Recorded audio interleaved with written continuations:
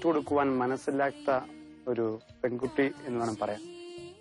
അതായത് തന്റെ ചെറുപ്പത്തില് അരയ്ക്ക് താഴോട്ട് തളർന്നു പോയപ്പോൾ അതിനെ ഓർത്ത് ദുഃഖിക്കാതെ വേദനിക്കാതെ മറ്റു കുട്ടികളെ പോലെ പഠിക്കുവാനും അറിവ് നേടുവാനും ജീവിതത്തില് ഉൾക്കാഴ്ചയോടെ കണ്ടുകൊണ്ട് ജീവിച്ച ഒരു പെൺകുട്ടി. അവളോട് നമ്മൾ പെരുമാറുമ്പോഴും നമ്മൾ സംസാരിക്കുമ്പോഴൊക്കെ വളരെ സ്നേഹത്തോടെ സന്തോഷത്തോടെ പുഞ്ചിരിയോടെയാണ് അവൾ സംസാരിക്കുക. എന്റെ പേര് അഞ്ജലി. ഞാൻ SES കോളേജിൽ BBA സ്റ്റുഡന്റ് ആണ്. ഞാൻ ചെറുപ്പത്തിൽ എല്ലാവരെയും പോലെ തന്നെയായിരുന്നു. എല്ലാവരെയും പോലെ നടക്കാനും ഓടി നടക്കാനൊക്കെ എനിക്കും പറ്റുമായിരുന്നു. നഴ്സറി പഠിക്കുമ്പം ഇടയ്ക്കിടയ്ക്ക് കാലുവേദന എടുക്കാറുണ്ടായിരുന്നു. അതേപോലെ ഡാൻസ് ഒക്കെ കളിക്കുമ്പോൾ ആണെങ്കിലും കാലുവേദന പറയുമായിരുന്നു. ഞാൻ കൊട്ടർവെൽ സ്കൂളിൽ പഠിക്കുമ്പോഴും എല്ലാം 4ാം ക്ലാസ് വരെ ഡാൻസിനും പാട്ടിനെല്ലാം ഞാൻ കൂടുമായിരുന്നു. അവിടെ അന്നേരവും കാലുവേദന ഉണ്ടായിരുന്നു. 5ാം ക്ലാസ്സിലൊക്കെ എത്തിയപ്പോഴും കുറച്ചും കൂടെ നടക്കുമ്പം കാലുവേദന കൂടിക്കൂടി വന്നു. പിന്നെ എനിക്ക് സ്റ്റെപ്പൊക്കെ കയറാൻ പറ്റാതെയായി.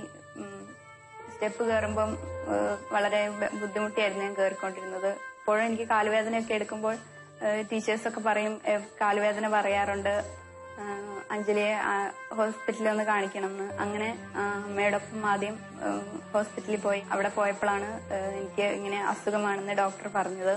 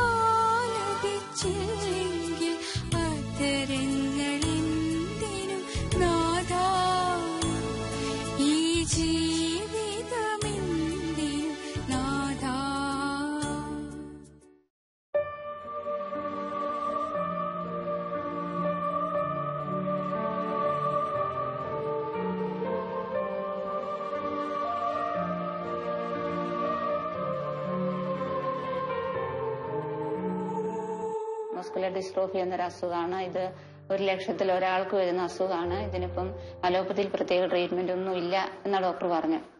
10ാം ക്ലാസ് വരെ ആണെങ്കിൽ അഞ്ജലി നടന്നു പോകായിരുന്നു. നമുക്ക് അവളെ പിടിക്കാൻ പറ്റിയില്ല. അന്നേരം അവൾക്ക് നടക്കാൻ വയ്യ. അവള് നമ്മളെ പിടിച്ചോണ്ട് തന്നെ ഒരാളുടെ സപ്പോർട്ട് ഉണ്ടെങ്കിൽ അഞ്ജലി 10ാം ക്ലാസ് വരെ അവൾക്ക് നടക്കാൻ പറ്റുമായിരുന്നു. +1 +2 പഠിക്കുന്ന സമയത്താണെങ്കിലും അവിടുത്തെ ടീച്ചേഴ്സ് അതേപോലെ പ്രിൻസിപ്പളൊക്കെ ആണെങ്കിലും ഒത്തിരി ഹെൽപ്പ് ചെയ്യുമായിരുന്നു ഇവളെ എല്ലാ കാര്യത്തിലും. അതേപോലെ പിള്ളേരാണെങ്കിലും ഉള്ള കൂടത്തിൽ പഠിക്കുന്ന ഫ്രണ്ട്സൊക്കെ ആണെങ്കിലും അഞ്ജലിനെ എല്ലാ കാര്യത്തിലും സഹായിക്കുകയൊക്കെ ചെയ്യുമായിരുന്നു. അങ്ങനെ അഞ്ജലി നല്ല മാർക്കോടുകൂടി തന്നെ +2 പാസ്സായി. അത് കഴിഞ്ഞ് പിന്നെ 1 വർഷം അഞ്ജലി വീട്ടിൽ വെറുതെ ഇരിക്കുമായിരുന്നു. അപ്പൊ നോക്കുമ്പം അഞ്ജലിക്ക് പോകാനുള്ള ബുദ്ധിമുട്ട് എന്ന് പറഞ്ഞു കഴിഞ്ഞാൽ ഒരു ഓട്ടോ ഇല്ല, അതേപോലെ അഞ്ജലിക്ക് കൊണ്ടുപോകാൻ ആളില്ല എന്നുള്ളതായിരുന്നു. അതുകൊണ്ട് അഞ്ജലി 1 വർഷം വെറുതെ ഇരുന്നു. ആ സമയത്തൊക്കെ എനിക്ക് ഭയങ്കര വിഷമായിരുന്നു. കാരണം പിള്ളേരൊക്കെ ഇതിലേ കൂടെ ഒക്കെ ഈ നമ്മുടെ വാതിക്കൽ കൂടെ ഒക്കെ തന്നെ പിള്ളേരെ സ്കൂളിൽ പോകുന്നു.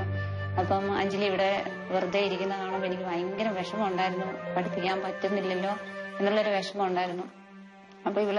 അപ്പൊ അങ്ങനെ ഞാനിങ്ങനെ അന്വേഷിച്ചു, ഇങ്ങനെ ആരെങ്കിലും, അഞ്ജലിക്ക് കമ്പ്യൂട്ടർ പഠിക്കാൻ ഭയങ്കര ഇഷ്ടമായിരുന്നു. എന്റെ ഈശോയെ, എനിക്ക് ആരെങ്കിലും ഒരാളെ കിട്ടുമായിരുന്നെങ്കിൽ അഞ്ജലിനെ വീട്ടിലിരുത്തിക്കൊണ്ട് തന്നെ എനിക്ക് കമ്പ്യൂട്ടർ പഠിപ്പിക്കാമായിരുന്നല്ലോ. അങ്ങനെ ഞാൻ ഒരുപാട് ആൾക്കാരോട് ഇങ്ങനെ അന്വേഷിച്ചു, ആരെങ്കിലും ഇങ്ങനെ അഞ്ജലിനെ ഒന്ന് വീട്ടിൽ വന്ന് പഠിപ്പിക്കാൻ പറ്റുമെന്ന്. നമ്മുടെ അടുത്തുള്ളത് തന്നെ ഒരു നിമിഷ എന്ന് പറഞ്ഞൊരു മോളുണ്ടായിരുന്നു. പിന്നെ ഞാൻ അവളെ വിളിച്ചു, മോളെ നീ ഒന്ന് വന്നിങ്ങനെ അഞ്ജലിക്കൊന്ന് പറഞ്ഞു കൊടുക്കാവോ എന്ന് ചോദിച്ചു. അങ്ങനെ എല്ലാ ഞായറാഴ്ച അവള് പള്ളി കഴിഞ്ഞ് വരും. അങ്ങനെ 2 മാസം കൊണ്ട് അഞ്ജലിനെ ഒരുവിധമൊക്കെ കമ്പ്യൂട്ടറൊക്കെ പഠിപ്പിച്ചു. ഞങ്ങളുടെ ഈ ദേവാലയം ഇപ്പോൾ ജൂബിലി വർഷത്തിലൂടെ കടന്നു പോവുകയാണ്. ഈ 1 വർഷത്തെ പ്രോഗ്രാം ആസ്പദമാക്കി ജൂബിലി വർഷ കലണ്ടർ അടിക്കുവാൻ വേണ്ടി ഞങ്ങൾ തീരുമാനിച്ചപ്പോൾ ജൂബിലി വർഷ കലണ്ടറിന്റെ എല്ലാവിധ ഡിസൈനും ചെയ്തത് അഞ്ജലിയാണ്. ഒരുപക്ഷെ തന്റെ ജീവിതത്തില് തനിക്ക് കിട്ടിയ അല്ലെങ്കിൽ തന്റെ ജീവിതത്തില് പ്രതികൂല സാഹചര്യങ്ങളും വേദനകളും വിഷമങ്ങളൊക്കെ ഉണ്ടായപ്പോഴും അതിനെയൊക്കെ മറികടന്നുകൊണ്ട് മറ്റു കുട്ടികളെ പോലെ പഠിക്കുവാനും അറിവ് നേടുവാനും അതുപോലെ തന്നെ ഒരുപക്ഷെ മറ്റു കുട്ടികളിലേക്ക് അധികമായി ഒരുപടി മുമ്പിലാണ് അഞ്ജലി. ജീവിതത്തിൽ ഒരിക്കലും തോറ്റുകൊടുക്കുവാൻ വേണ്ടി അവൾക്ക് മനസ്സില്ല, അവൾ മനസ്സ് കാണിക്കുന്നില്ല എന്നാണ് വാസ്തവം. എങ്കിലും എന്തായാലും അവള് പറയാം, അമ്മ എനിക്ക് അടുത്ത വർഷം എനിക്ക് പഠിക്കണം. അപ്പൊ ഞാൻ പറയാം, അടുത്ത വർഷം പഠിപ്പിക്കാം, എങ്ങനെയും പഠിപ്പിക്കാം. എന്നാലും എല്ലാം ഞാൻ പ്രാർത്ഥിക്കുമായിരുന്നു, എന്റെ ഈശോയെ ഞാൻ ഇവിടെ പഠിപ്പിക്കാന്ന് പറയുന്നുണ്ട്, പക്ഷെ എങ്ങനെ പഠിപ്പിക്കും, ആര് കൊണ്ടുപോകും, ഒരു വണ്ടി ഇല്ലല്ലോ. അന്നെല്ലാം ഞാൻ എപ്പോഴും ഇങ്ങനെ പ്രാർത്ഥിക്കുമായിരുന്നു, എനിക്ക് അഞ്ജലീനെ എങ്കിലും പഠിപ്പിക്കണം, എനിക്ക് ആരെങ്കിലും ഒരാളെ തരണേന്നൊക്കെ ഞാനിങ്ങനെ പ്രാർത്ഥിക്കുമായിരുന്നു. അങ്ങനെ ഞാൻ അഞ്ജലിക്ക് അവിടെ അഡ്മിഷനൊക്കെ ആയി ഒക്കെ കഴിഞ്ഞ് കഴിഞ്ഞപ്പോ ഞാൻ ഇവളുടെ കൂടത്തിൽ ഞാൻ ഇടയ്ക്കൊക്കെ ഇങ്ങനെ പോകുമായിരുന്നു. അപ്പൊ ഞാൻ അവിടുന്ന് ടീച്ചേഴ്സിനോടൊക്കെ ഞാൻ ഇങ്ങനെ പറയായിരുന്നു, എനിക്ക് അഞ്ജലീനെ പഠിപ്പിക്കണം, അപ്പൊ അഞ്ജലിക്ക് ഒരാള് വേണം, അഞ്ജലീനെ തന്നെ വിടാൻ പറ്റിയല്ല എന്നൊക്കെ ടീച്ചർമാരോട് പറഞ്ഞായിരുന്നു. അതേപോലെ പ്രിൻസിപ്പളിന്റെ അടുത്ത് ഞാനിങ്ങനെ പറഞ്ഞു. അപ്പം ഇങ്ങനെ അപ്പൊ അവരെന്നോട് ചോദിക്കായിരുന്നു, ആരാ ഇങ്ങനെ ഉള്ള ഒരാളെ സഹായിക്കാൻ ആരാ ഉള്ളത്. ഞാൻ പറഞ്ഞു, ഇതേപോലെ എന്റെ അഞ്ജലിയുടെ ഒരു ഫ്രണ്ട് ഉണ്ട്, അവൾക്ക് ഇവിടെ സീറ്റ് കിട്ടുമായിരുന്നെങ്കിൽ വലിയ ഉപകാരമായിരുന്നു എന്നൊക്കെ പറഞ്ഞു. ഞാനിങ്ങനെ ലിനിയോട് ചോദിച്ചു, ലിനി നിനക്ക് അവിടെ സീറ്റ് കിട്ടുവാണെങ്കിൽ നിനക്ക് പോകാൻ താല്പര്യമാണ്? അപ്പോൾ അവള് പറഞ്ഞു, എന്നോട് ഒന്ന് താല്പര്യമാണ്. അപ്പൊ ഞാൻ പറഞ്ഞു, നീ പോകുമ്പോ എന്ന് പറഞ്ഞു കഴിഞ്ഞാല് അഞ്ജലിനെ ഓട്ടോയിൽ എടുത്ത് കയറ്റാൻ പറ്റുമോ എന്ന് ചോദിച്ചു. അപ്പൊ അവൾ അന്നേരെ പറഞ്ഞു, എനിക്ക് കയറ്റാൻ പറ്റുമെന്ന് പറഞ്ഞു. അവള് ഇതുവരെ നോക്കിയിട്ടില്ല, അവൾക്ക് എടുക്കാവോ അങ്ങനെ കയറ്റാൻ പറ്റുമോ എന്നൊന്നും അവള് നോക്കിയില്ലായിരുന്നു. പക്ഷെ അവൾ ആദ്യം തന്നെ പറഞ്ഞു, എനിക്ക് കയറ്റാൻ പറ്റുമെന്ന് പറഞ്ഞു. ഇതാണ് എന്റെ കൂട്ടുകാരി അഞ്ജലി.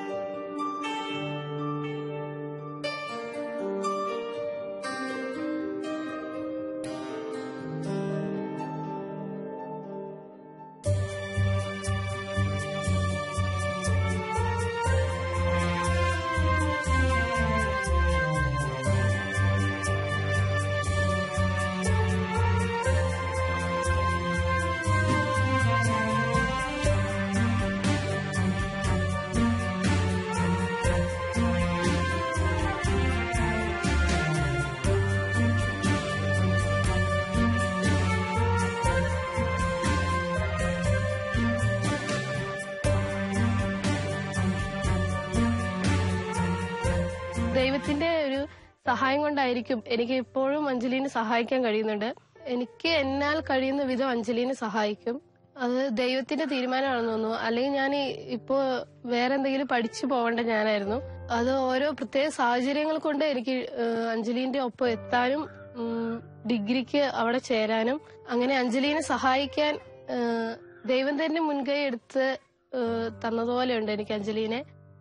ചില ദിവസങ്ങളിലെല്ലാം രാവിലെ എണീക്കുമ്പോൾ തന്നെ കാലുവേദനയായിരിക്കും, കൈവേദനയായിരിക്കും. അപ്പം ഞാൻ ഇന്ന് പോകണ്ടെന്ന് വിചാരിച്ചാലും റെഡി ആകുമ്പോഴത്തേനും ആ വേദന ഒന്നും ഉണ്ടായിരിക്കില്ല.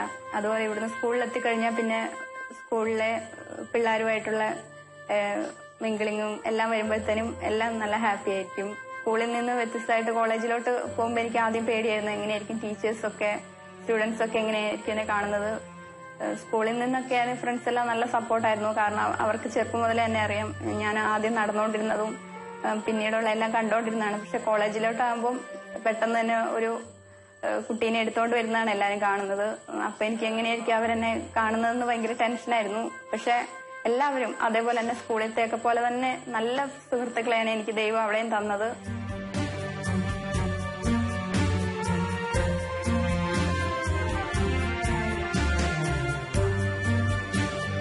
അഞ്ജലി സണ്ണി ക്ലാസ്സിൽ വളരെ പ്ലസന്റ് ആണ്. ക്ലാസ്സിൽ ഇരിക്കുന്ന ആ കുട്ടിയെ കാണുമ്പോൾ ഇത്തരത്തിലുള്ള അവശതകൾ അനുഭവിക്കുന്ന ഒരു വിദ്യാർത്ഥിനിയാണ് എന്ന് തോന്നുകയേയില്ല കാഴ്ചക്കാരിൽ.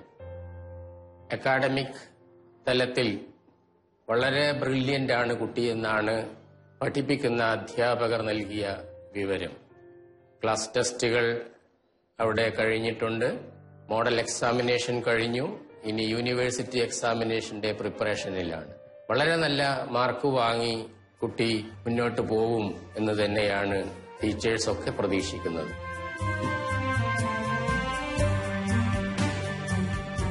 എന്റെ അസുഖത്തെ കുറിച്ച് ഞാൻ എപ്പോഴും ചിന്തിച്ചുകൊണ്ടിരിക്കാറില്ല, ചിന്തിക്കാനുള്ള സമയം കിട്ടാറില്ല. എന്തെങ്കിലുമൊക്കെ ആയിട്ട് എപ്പോഴും ചെയ്തുകൊണ്ടിരിക്കും. അല്ലെങ്കിൽ ഒന്നെങ്കിൽ കീബോർഡ് വായിക്കുമായിരിക്കും, അല്ലെങ്കിൽ പാട്ട് കേൾക്കും, അതുപോലെ ചിലപ്പം വരയ്ക്കും, ഫ്ലവർ മേക്കിംഗ്, അങ്ങനെ എന്തെങ്കിലുമൊക്കെ ചെയ്തുകൊണ്ടിരിക്കുന്നത്. അങ്ങനെ ഒരു അസുഖത്തെ പറ്റി ചിന്തിക്കാനൊരു ഗ്യാപ്പ് എനിക്ക് കിട്ടാറില്ല.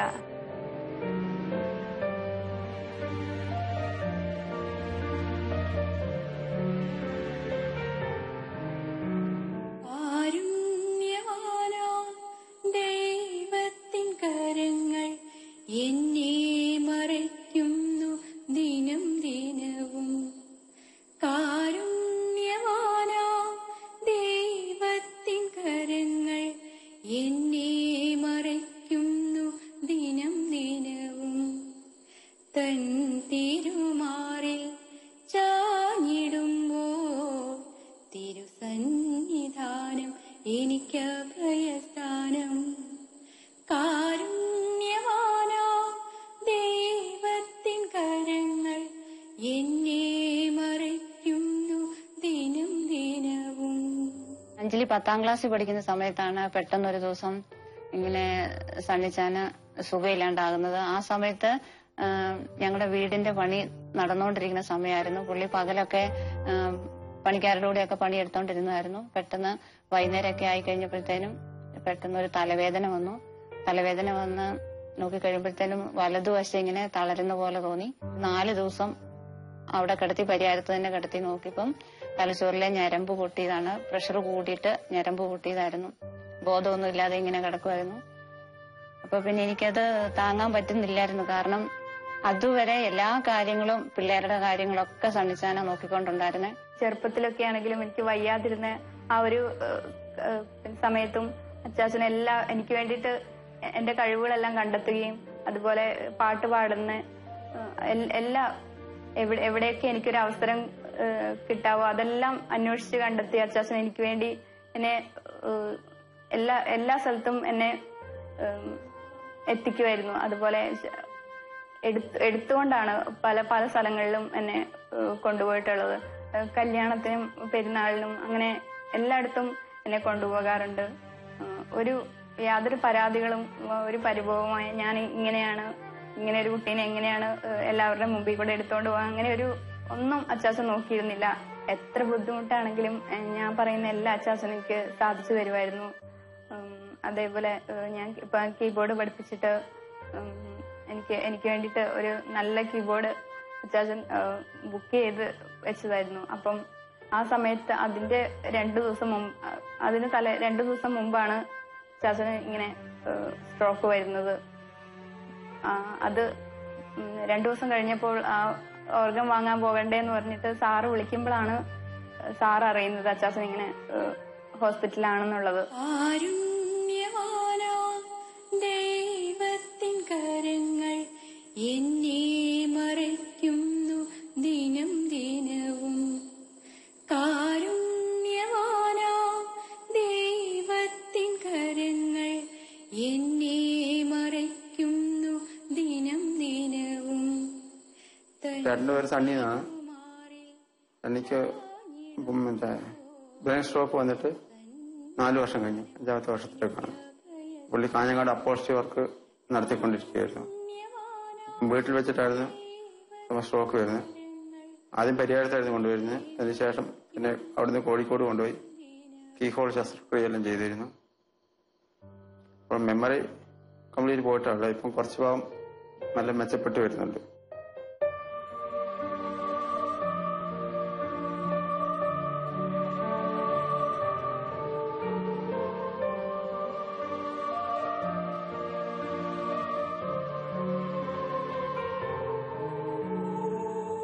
പുസ്തകങ്ങളൊക്കെ വായിക്കാൻ അവൾക്ക് താല്പര്യമായിരുന്നു. പക്ഷെ കൂടുതൽ അവൾക്ക് ഇഷ്ടം ശാലോമാസിക വായിക്കാൻ തന്നെയായിരുന്നു.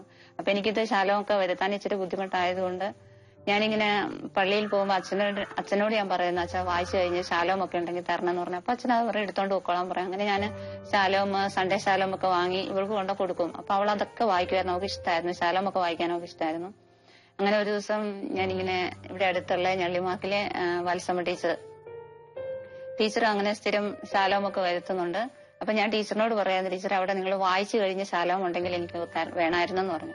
അപ്പൊ ടീച്ചർ പറഞ്ഞു അതിനെന്നെ ഞാൻ കൊണ്ടുതരാലോ എന്നും പറഞ്ഞു. അപ്പൊ ടീച്ചർ ഇങ്ങനെ ഇടയ്ക്ക് വരുമ്പോ എനിക്ക് അവരായിരുന്നു ഇങ്ങനെ ശാലോമൊക്കെ കൊണ്ട് തന്നോണ്ടുണ്ടായിരുന്നത്. അപ്പൊ അതൊക്കെ ഞങ്ങൾ സ്ഥിരമായിട്ട് വായിക്കുമായിരുന്നു. അതിന്റെ അകത്തെ ഓരോ ലേഖനങ്ങളൊക്കെ ശരിക്കും വായിക്കുമ്പം ശരിക്കും നമ്മുടെ മനസ്സിൽ തട്ടുന്ന ഓരോ ലേഖനങ്ങളൊക്കെ ഉണ്ടായിരുന്നു. അഞ്ജലിയുടെ അമ്മ ഇങ്ങനെ ഓരോ ദുഃഖങ്ങളും പള്ളിയിൽ നിന്ന് വരുന്ന വഴിക്ക് ഞങ്ങളോട് പറയുന്നതുകൊണ്ട് ആ മാസത്തെ ശാലോ മാസം തൊട്ട് ഞാൻ അഞ്ജലിയുടെ അമ്മയെ ഏൽപ്പിക്കുമായിരുന്നു. പള്ളിയിൽ നിന്ന് വരുന്ന വഴി ഓരോ വിഷമങ്ങൾ പറയുമ്പോഴും ഈ ശാലോ മാസിക വായിച്ചതിന് ശേഷം അവൾക്ക് ഒരുപാട് സന്തോഷവും സമാധാനം കിട്ടുന്നുണ്ടെന്ന് അഞ്ജലിയുടെ അമ്മ എന്നോട് സ്ഥിരം പറയുമായിരുന്നു. അങ്ങനെ ഞങ്ങൾ സ്ഥിരമായിട്ട് അവർക്ക് ശാലോ മാസിക എത്തിച്ചു കൊടുക്കാൻ തുടങ്ങി. ഇന്നും അവിടെ കാണുമ്പോഴെല്ലാം അവൾ എന്നോട് പറയും ശാലോ മാസികക്കകത്തുനിന്ന് അതിൽ ഓരോ ലേഖനങ്ങൾ അടുത്ത മാസം ശാലോ മാസിക കിട്ടുന്നതുവരെ പല പ്രാവശ്യം വായിക്കും. ഓരോ ലേഖനങ്ങൾ അവള് കാണാപ്പാടമാക്കുന്നത് പോലെ വായിക്കുന്നുണ്ട്. അങ്ങനെ അതുപോലെ ആശ്വാസം അവൾക്ക് ഓരോ ലേഖനത്തിൽ നിന്നും കിട്ടുന്നുണ്ടെന്ന് അവൾ പറയുമായിരുന്നു.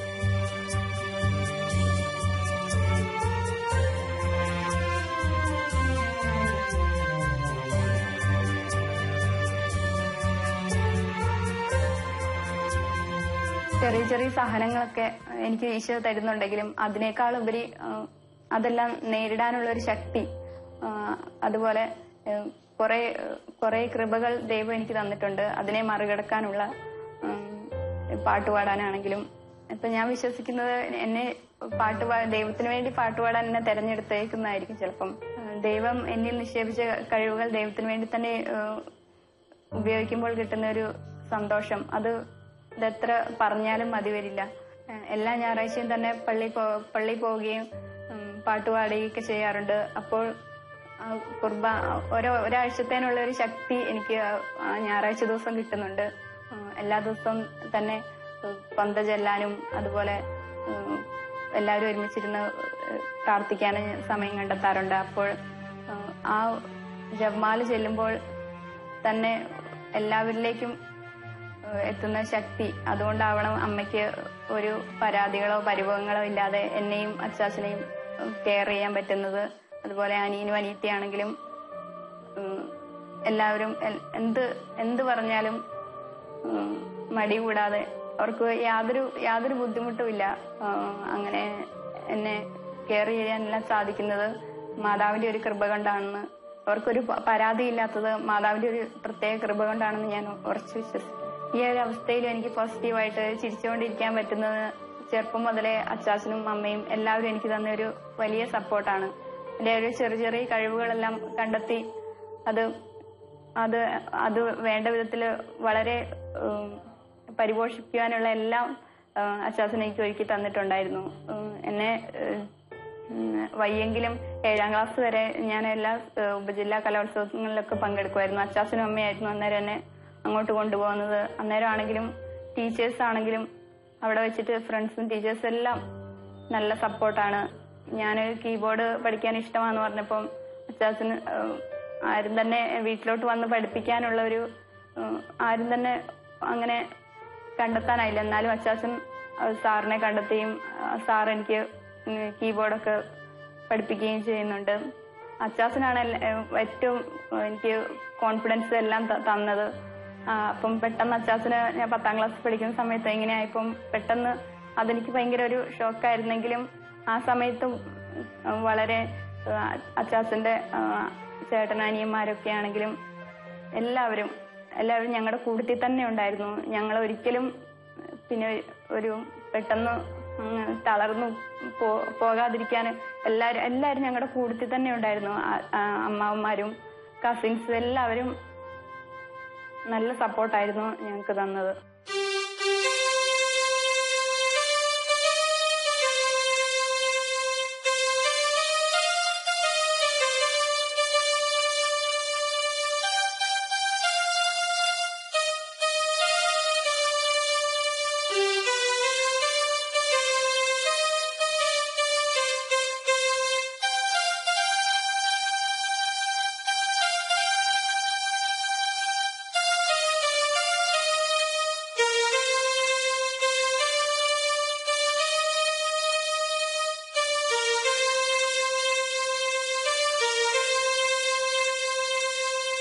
ഞാൻ അഞ്ജലിയോട് പറയാറുണ്ട്, മോളെ നീ ഒട്ടും വിഷമിക്കണ്ട. കാരണം ഇതുപോലെയുള്ള ഒരുപാട് ആൾക്കാർക്ക് അതേപോലെ ഇതേ പ്രായത്തിലുള്ള ഒരുപാട് പേർക്ക് ഇതേപോലെ അസുഖമൊക്കെ ഉണ്ട്. അപ്പൊ നമുക്ക് അവർക്ക് വേണ്ടി കൂടെ പ്രാർത്ഥിക്കാനുള്ള ഒരു നല്ലൊരു സമയമാണ്. അതുകൊണ്ട് നിങ്ങൾ അവർക്ക് വേണ്ടി ഒത്തിരി ഇതേപോലെ അസുഖം അതേപോലെ ഇതുപോലെയല്ല എല്ലാ അസുഖം ഉള്ളവർക്ക് വേണ്ടിയിട്ട് നിങ്ങൾ പ്രാർത്ഥിക്കണം. ഞാൻ പിള്ളേരോട് പ്രത്യേകം പറയുന്നുണ്ട്. അങ്ങനെ പ്രാർത്ഥിക്കുമ്പോൾ തന്നെ നമുക്ക് ഒത്തിരി ആശ്വാസം സൗഖ്യം കിട്ടുന്നുണ്ട്. ഞാനിങ്ങനെയാ വിശ്വസിക്കുന്നേ, എനിക്ക് ദാനമായി തന്ന മക്കള് അതുപോലെ തന്നെ എന്റെ കുടുംബം അതൊക്കെ ദൈവം തന്നതാണ്. അപ്പം ദൈവത്തിന് ഞങ്ങളെ കുറിച്ച് നല്ലൊരു പദ്ധതിയുണ്ട്. അപ്പം ഞാൻ ദൈവത്തിന്റെ ഇഷ്ടത്തിന്, അതായത് ദൈവത്തിന് ഞാൻ ഇവരെ പൂർണ്ണമായി സമർപ്പിക്കുക ചെയ്യുന്നത്. കാരണം ആദ്യമൊക്കെ എനിക്ക് വിട്ടുകൊടുക്കാൻ എല്ലാവരും എന്നോട് പറയും, നീ പൂർണ്ണമായിട്ട് വിട്ടുകൊടുക്കുക, ദൈവത്തിന് വിട്ടുകൊടുക്കുക. പക്ഷെ എനിക്ക് ഭയങ്കര വിഷമായിരുന്നു. നീ അഞ്ജലിനെ പൂർണ്ണമായി വിട്ടുകൊടുക്കുക എന്നൊക്കെ പറയുമ്പോൾ എനിക്ക് ഭയങ്കര വിഷമായിരുന്നു. പക്ഷെ ഇപ്പൊ ഞാനത് പൂർണ്ണമായി ഞാൻ ഈശോയ്ക്ക് വിട്ടുകൊടുക്കുക. ഈശോയെ നിന്റെ ഇഷ്ടം എന്താന്ന് വെച്ചാൽ അതേപോലെ നടക്കട്ടെ. പിന്നെ ഈ ഒരു അവസ്ഥയിൽ ഞങ്ങളെ കാത്തുകൊള്ളണം. ഇതിലെ സഹനം ദൈവത്തിന്റെ ദാനമാണെന്നല്ലേ പറയുന്നേ. അപ്പം ദൈവം ഒത്തിരി സ്നേഹിക്കുന്നവർക്ക് ഇതുപോലുള്ള സഹനങ്ങള് കൊടുക്കുന്നു. അപ്പൊ എല്ലാം നല്ലതിന് വേണ്ടിയിട്ടാണെന്നാണ് എൻ്റെ ഒരു വിശ്വാസം. അപ്പം ദൈവത്തിൽ ആശ്രയിക്കുമ്പം നമുക്ക് ഒത്തിരി സഹനങ്ങൾ തരുന്നെങ്കിലും ആ സഹനങ്ങളെ സന്തോഷത്തോടെ സ്വീകരിക്കാനുള്ള ഒരു ശക്തി എനിക്ക് ദൈവം തരുന്നുണ്ട്. എല്ലാം ദൈവത്തിന്റെ ദാനമായിട്ടാണ് ദൈവം തരുന്നത്. പക്ഷെ ദൈവം തരുന്നു ബുദ്ധി, ഓർമ്മ, ഇതൊക്കെ ദൈവം തന്നെ തരുന്നു. അത് ദൈവം അങ്ങോട്ട് തിരിച്ചെടുക്കുന്നു. പക്ഷെ ഇപ്പോഴും ഞാൻ പ്രാർത്ഥിക്കുന്നത് എന്റെ സണ്ണിച്ചാനെ പഴയ ഒരു അവസ്ഥയിൽ അതേപോലെ തിരിച്ചു കിട്ടണം എന്നാണ് എന്റെ പ്രാർത്ഥന. അതും എനിക്കൊരു ഉത്തമ ബോധ്യമുണ്ട്. കുറച്ച് താമസം പിടിച്ചിട്ടാണേലും സണ്ണിച്ചാൻ പഴയതുപോലെ തിരിച്ചു വരുമെന്നാണ് എന്റെ ഒരു വിശ്വാസം.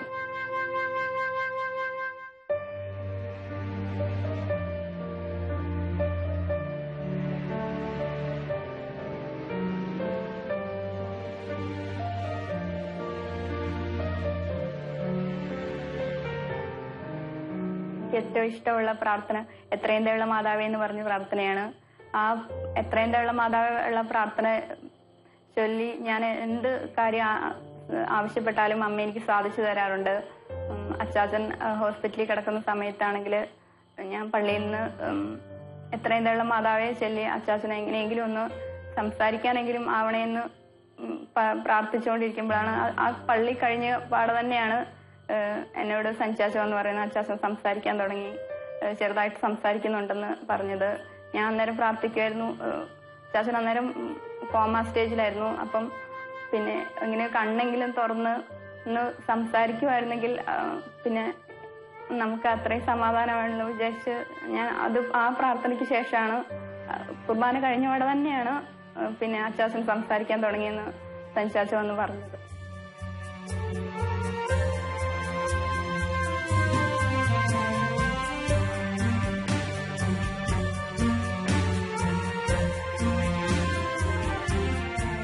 ഇത് കേട്ടുകൊണ്ടിരിക്കുന്ന എല്ലാ പ്രേക്ഷകരോടും എനിക്ക് പറയാനുള്ളത്, നിങ്ങളുടെ പ്രാർത്ഥനയിൽ ഞങ്ങളെയും ഞങ്ങളുടെ കുടുംബത്തെയും ഓർക്കണം. അഞ്ജലിക്ക് വേണ്ടി പ്രാർത്ഥിക്കണം. അതുപോലെ തന്നെ ലിനീനെയും പ്രത്യേകം ഓർത്ത് പ്രാർത്ഥിക്കുന്നു.